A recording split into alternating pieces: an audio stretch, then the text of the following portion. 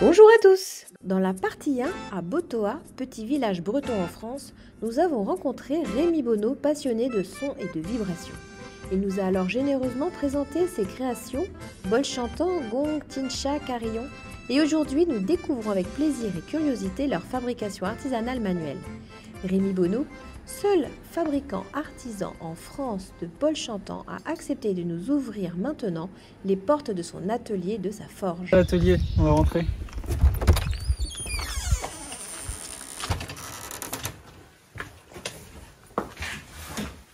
Voilà, c'est ici que ça se passe. C'est ta forge.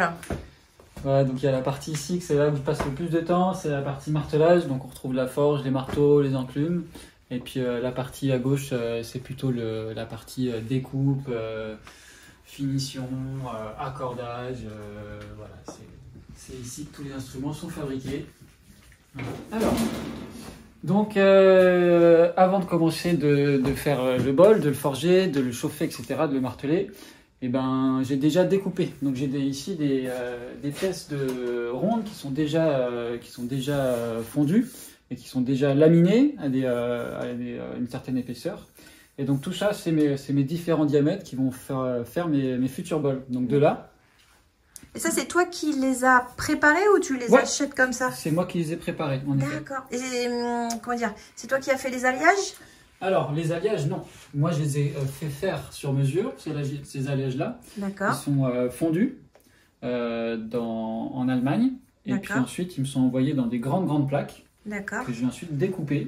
On a vu là-bas, là, en fait, il y a des bouts là. Un petit peu, là, ouais, c'est des chutes là-bas. C'est les chutes là-bas, ouais. Les plaques sont rangées. Ok. Et, en effet, donc de ces grandes plaques-là, je vais découper des cercles. Donc selon ce que je vais faire, ça peut être des petits cercles pour des petites cloches, des cercles pour des bols, pour des plus gros pour des gongs, mais tout part de là. D'accord. Enfin, ça c'est déjà une première étape qui est faite, c'est arriver à ce disque-là. Donc tout est coupé et puis après on va allumer la forge. Ok. Et donc toi tu fais 3 alliages différents? Ouais, en gros, ouais. En gros c'est ça. Différents, ouais. Par rapport au bol tibétain, on dit c'est avec 7 alliages les bols tibétains. Alors on dit pas. Alors je te pose la question parce que j'aime bien dire je vais filmer Rémi Bonneau, le fabricant de bols tibétains bretons. Alors non, déjà les bols tibétains, comme on dit tibétain, c'est un peu une déformation de langage parce qu'ils ne sont pas fabriqués au Tibet. Là, ils sont au Népal d'abord. Ils sont fabriqués au Népal ou en Inde. Ils sont là j'en ai un. Ça c'est un bol qui a été fabriqué en Inde ou au Népal. C'est du bronze. C'est du bronze. Les bols qui sont faits en Asie depuis des centaines et des centaines d'années, c'est du bronze. Donc le bronze, c'est du cuivre et de l'étain. Dedans, évidemment, il y a des traces d'autres métaux. Mais ça reste des traces entre 0,01%. Voilà. C'est comme si on mettait une pincée de sel dans une baignoire. Est-ce que l'eau, elle est salée? Ben, d'une certaine manière, oui. Donc là, c'est pareil. C'est une petite pincée d'autres métaux. Je vais pas rentrer dans le détail de ce débat-là, mais c'est du bronze. Hein. C'est un certain pourcentage de cuivre et un certain pourcentage d'étain qui va faire que ça va être du bronze. Donc moi, c'est pareil. C'est aussi du bronze. C'est pas les mêmes pourcentages, c'est pas la même technique de martelage, c'est pas la même technique de forge, de chauffe non plus. Ça reste un alliage de bronze et on utilise du coup ça parce que ça a des qualités acoustiques et aussi que ça peut se travailler et se marteler. Hein. Si ça se fissure, c'est pas la peine de travailler un métal qui au premier coup de marteau va casser. Donc on recherche différentes qualités en utilisant différents alliages, que ce soit du nickel-silver, du laiton, du bronze, du titane. Le titane c'est pas un alliage, c'est un élément, c'est un métal. Voilà. Ce sont des bols chantants. Exactement. Voilà, quand on désigne bol chantant, au moins ça englobe toutes sortes de bols, ça ne va pas désigner exactement une origine ou quoi, c'est des bols chantants. Donc ils ont été, j'ai fait mes découpes et là on va allumer la forge.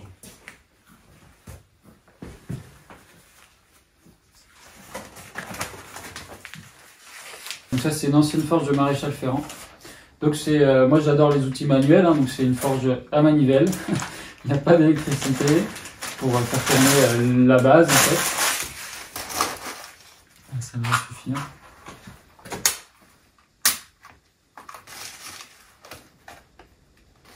Et tu vois une différence quand tu fabriques tes outils, quand il y a de l'humidité ou pas d'humidité? Parce que bon, on en a eu beaucoup là dernièrement d'ailleurs. Est-ce que pour toi, au niveau de ton travail, est-ce que tu vois une différence? L'humidité, c'est sûr qu'en Bretagne, les outils ils rouillent assez rapidement. Hein.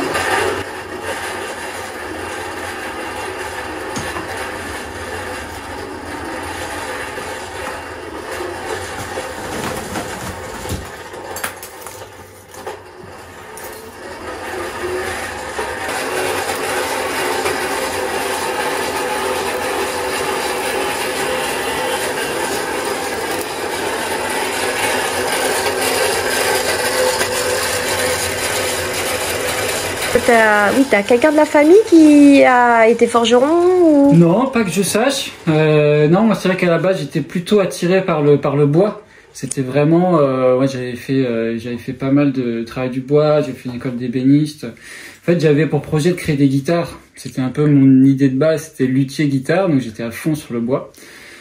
Et puis, j'étais toujours, ouais, donc le côté création, le côté musique, le côté son. Et puis en fait, après, vu que je me suis orienté vers des instruments, bol, gong, etc., quand j'ai repris contact avec cette envie de création, bah c'est là-dedans que j'ai mis mon énergie, quoi. Et du coup, je me suis retrouvé à travailler le métal alors que j'avais jamais fait ça avant. C'est vraiment une découverte. Je me suis lancé. C'est venu à toi? Ouais, bah en fait, j'avais envie de créer certains sons, et pour ça, il fallait que je passe par cette matière. D'accord. Donc c'était un peu ça le chemin. Mais c'est vrai qu'à la base, j'étais plus dans le bois. Tu as découvert une passion, en fait, ouais. là, avec ce métal, avec exact, ouais. ce matériel. Ouais, c'est vraiment le son, quoi, qui me parle. Qui t'a appelé. Ouais, c'est le son qui m'a appelé et qui m'a amené vers ce chemin-là du métal, quoi, et du feu, et de l'eau, enfin, voilà, tous les éléments sont aussi là, mais le métal.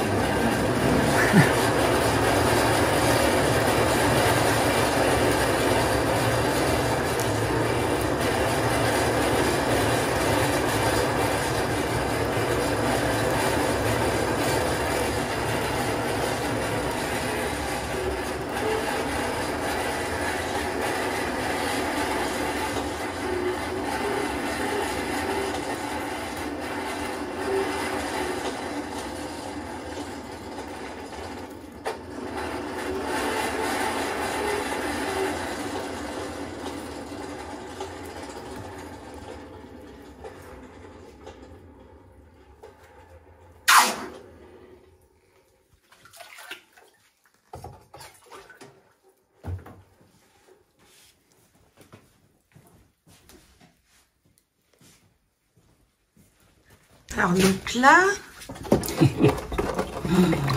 Là, j'ai chauffé et j'ai refroidi instantanément. J'ai fait ce qu'on appelle un recuit. Le recuit, ça sert à rendre le métal malléable. En fait, le bronze, il réagit à l'inverse que l'acier. L'acier trempé, on chauffe, on refroidit instantanément, ça durcit, comme pour faire des couteaux. Et le bronze, c'est l'inverse.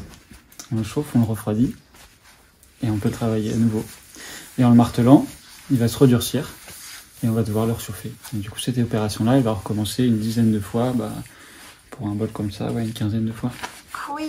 Donc on va marteler, on va chauffer, on va refroidir, on va marteler, on va chauffer, on va refroidir. Donc du coup, tu mets combien de temps à peu près pour faire un bol comme ça? Alors, un bol de cette taille-là, ça peut prendre 3-4 heures. Hein. 3 heures, ça dépend, mais si on parle vraiment de toute l'opération. D'accord.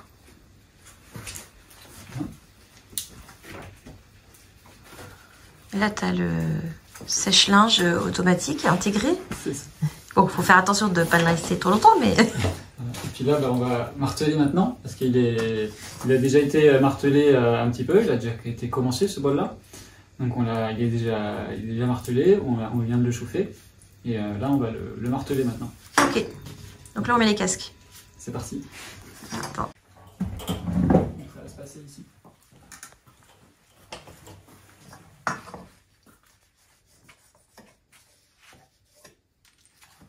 C'est parti.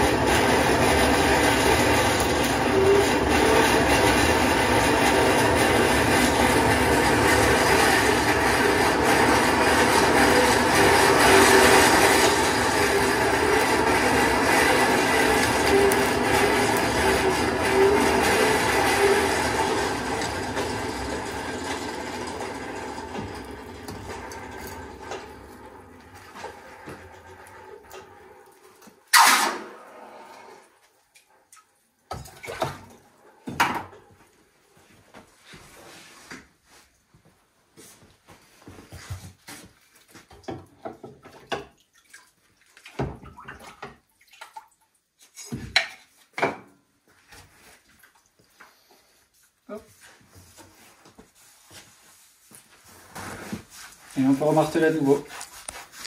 Et pourquoi ton eau, elle est bleue? En fait, il y a différents types de bacs, en fait. C'est des bacs de nettoyage, en fait. D'accord. Donc, c'est des mélanges pour nettoyer le métal après qu'il ait été chauffé et oxydé par cette action.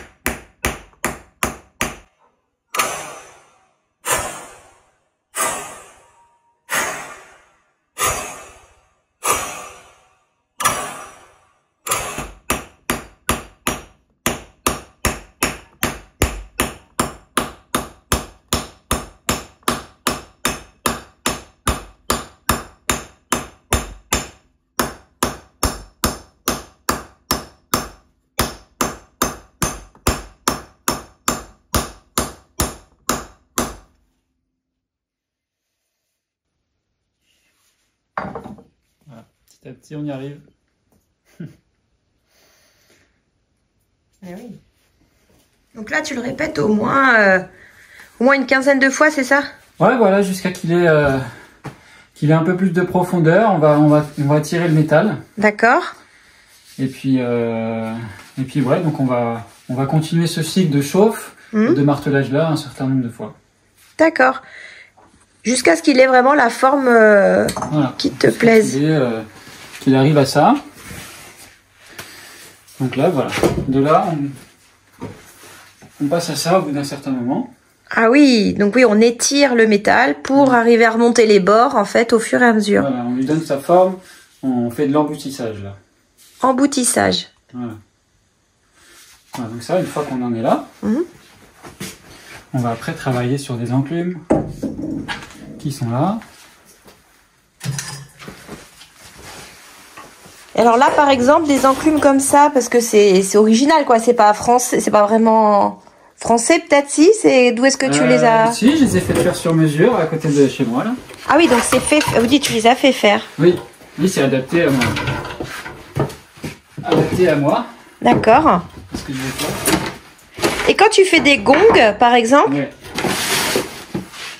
quand tu fais des gongs, t'as pas de moule pour un gong? J'ai de moule pour rien du tout. Enfin, t'as pas de forge pour les gongs du tout? De forge. Pas de forge de... Comment t'appelles ça? D'enclume. D'enclume. Si, elle est là. Ah. Ça, c'est ton enclume à... Pour les gongs. Mais c'est carré. Ouais, mais un rond, ça rentre dans un carré.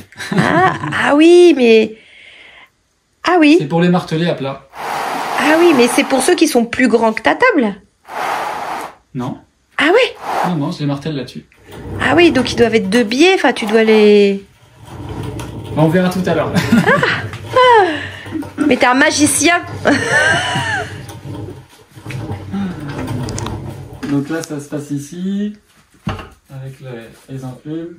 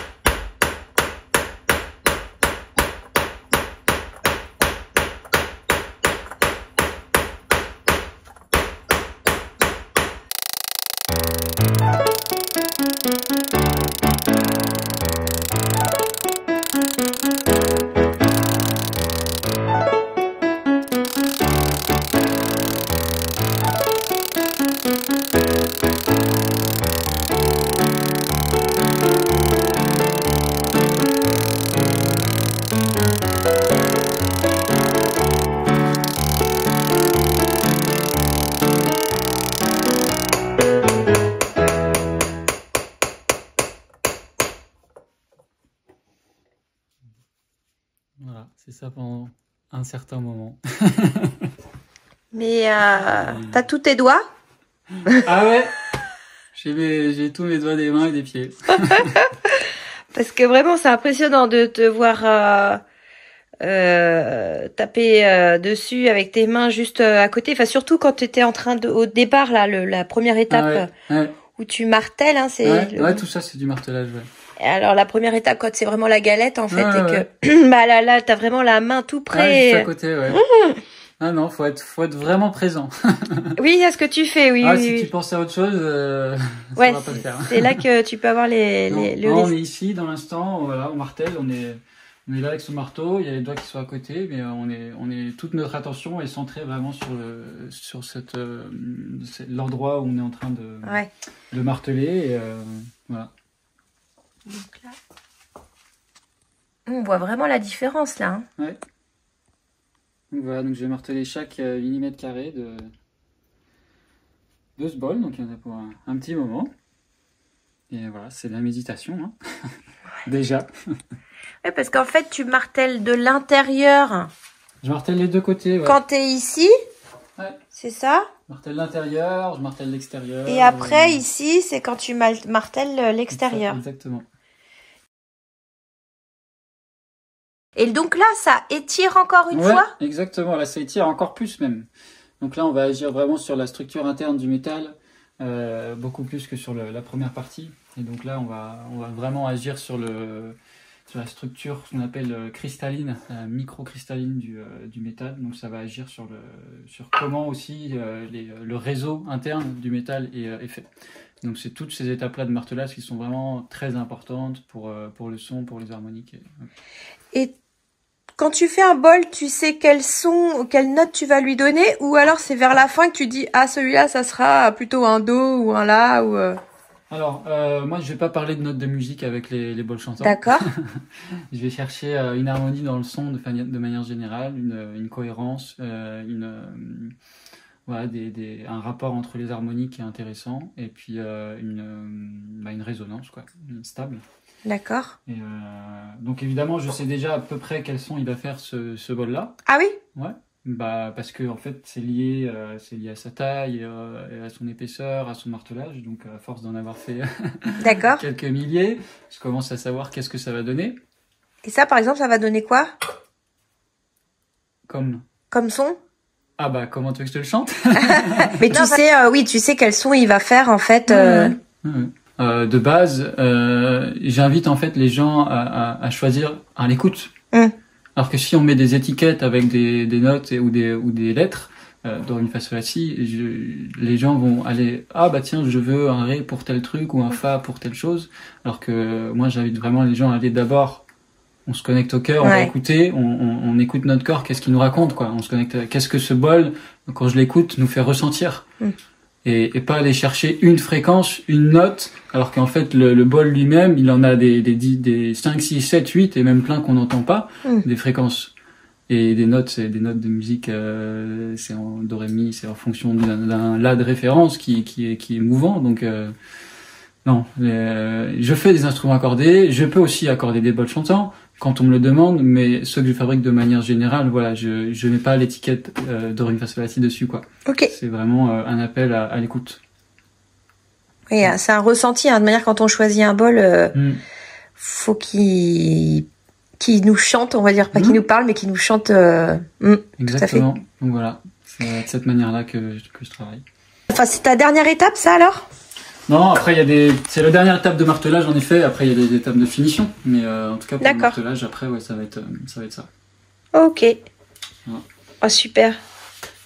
C'est impressionnant. Et du coup ouais au moins 4 heures pour faire un petit bol comme ça. Ouais 3 heures. Ouais. 3 heures ça suffit. Bon bah tu dois être bien musclé et t'as encore tous tes doigts. Tous tes pouces surtout. C'est le pouce là que je voyais là quand tu le tenais. C'est de la patience. Hein. C'est de la patience. Et t'as toujours été patient? Ça dépend pourquoi. Ouais.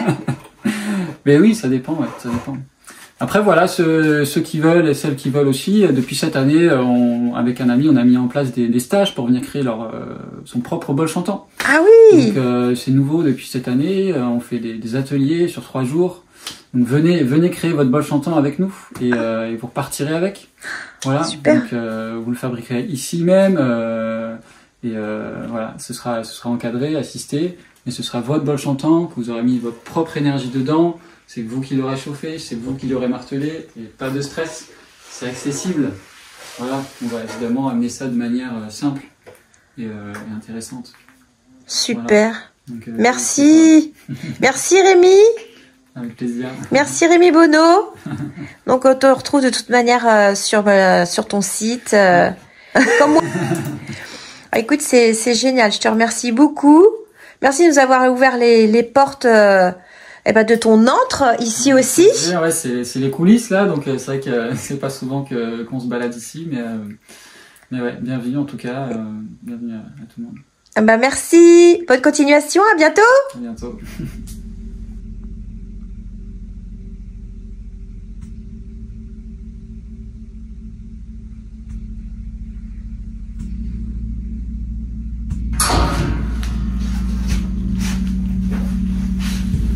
On a un petit bonus, tu nous montres aussi le gong, c'est super gentil.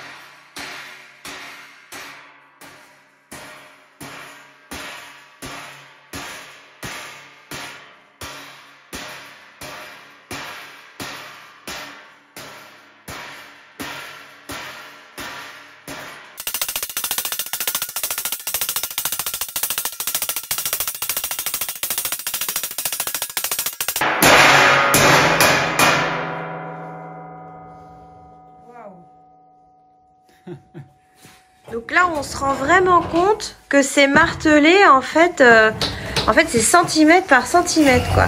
Et tu fais tout le gong comme ça? Ouais. Jusqu'au centre? Non. Jusqu'où? Jusque là? D'accord. Oh, c'est impressionnant.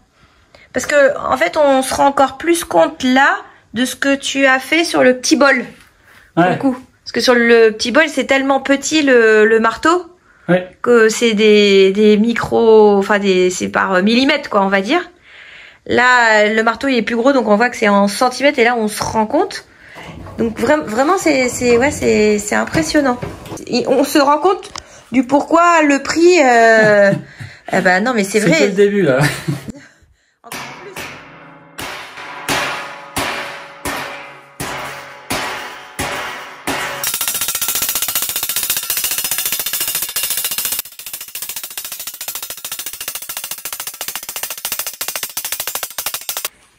Donc là, du coup, il y a un autre martelage dedans?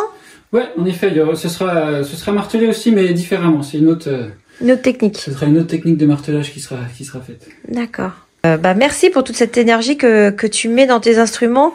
C'est vraiment magnifique et je pense que c'est pour ça qu'on ressent encore plus là tout le son de toute la musicalité de tes instruments. Il y a toute ton énergie qui est dedans, toute ton intention et ton énergie. Un grand merci pour ce que tu offres et ce que tu proposes comme instrument. Merci beaucoup Rémi. Yes, I.